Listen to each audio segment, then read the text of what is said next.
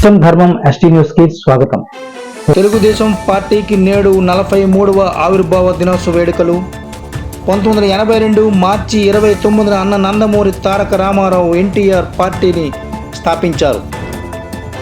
ఆ సమయంలో రాష్ట్ర రాజకీయాల్లో కాంగ్రెస్ పార్టీకి ప్రత్యామ్నాయం లేదు.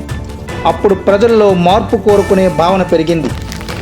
ఎన్టీఆర్ తెలుగు గర్వాన్ని ప్రోత్సహిస్తూ ప్రాంతీయ అస్మితకు ప్రాధాన్యత ఇస్తూ అన్న ఎన్టీఆర్ తెలుగుదేశం పార్టీని స్థాపించారు.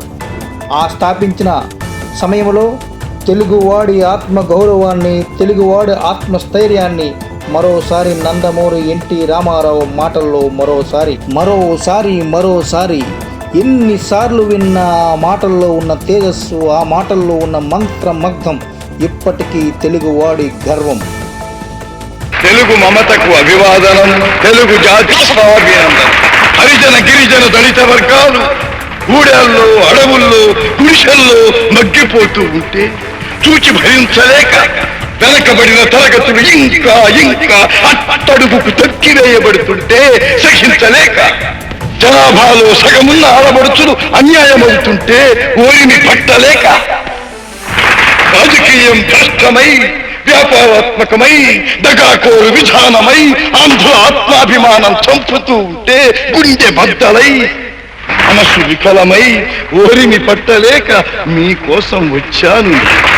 ఈ తెలుగుదేశం శ్రామికుడి చెమటలో నుంచి, కార్మికుడి కరిగిన కండరాల్లో నుంచి, రైతు కూలీల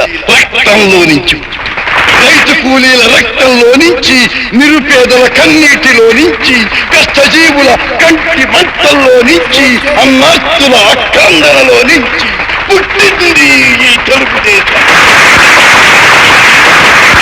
తెలుగువాడి పౌరుషం చాటి చెప్పడానికి, తెలుగువారి ఆత్మగౌరవం నిలబెట్టడానికి పుట్టింది ఈ తెలుగుదేశం.